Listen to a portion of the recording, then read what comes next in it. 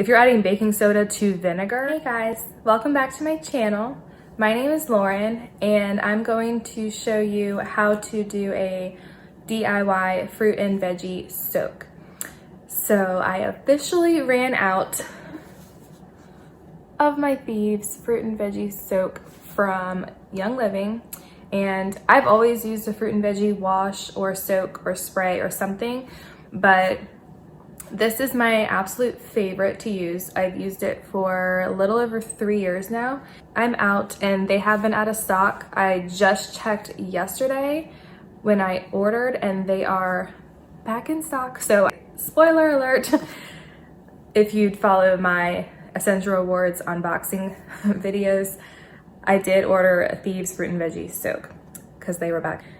I'm very excited that it's coming back, but since I am completely out of this guy, I'm gonna show you a DIY version. Specifically, I'm gonna demo on my strawberries.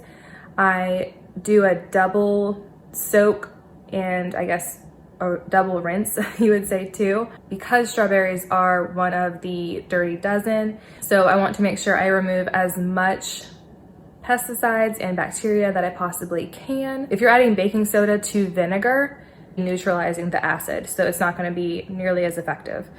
I will show you guys exactly what I'm talking about.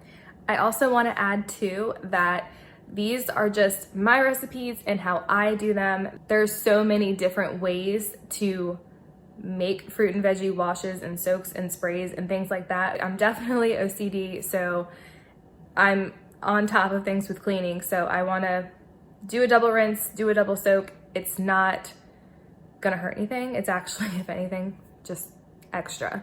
By no means do you have to soak your berries or your fruit and vegetables twice, particularly with my strawberries. So if you want to see how I do that, then just keep watching. This is a 5-quart stainless steel bowl. I just added water and now I'm gonna add distilled white vinegar, probably around half a cup. And I just kind of eyeball it because I will add more water to cover the strawberries later. I add 2 drops of lemon essential oil and I will add 2 drops of citrus fresh. I just love citrus fresh. It's such a good addition. And for my strawberries, I also add a little bit of salt.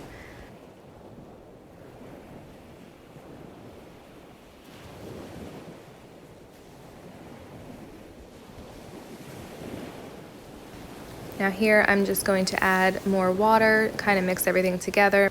Make sure all the strawberries are covered, and I will say too, if you have cuts on your hands, the vinegar will sting.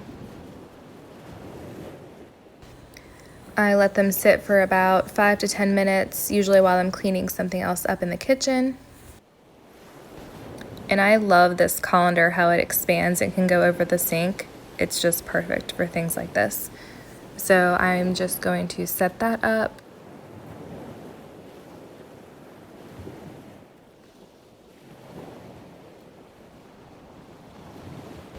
Y'all, this water was so dirty.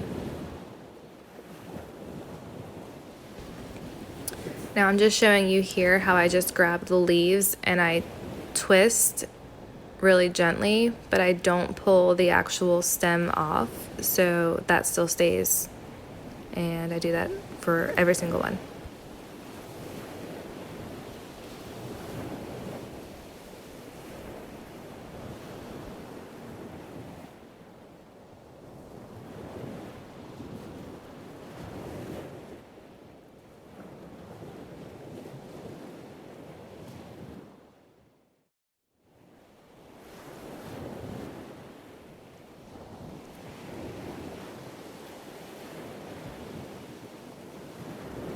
So I probably should have measured the baking soda, but I did about 1.5 tablespoons.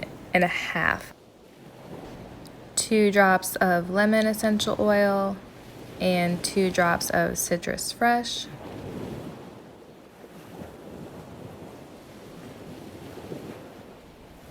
Transfer them all back into the bowl, mix them around, and then let them sit for another maybe 3 to 5 minutes or so.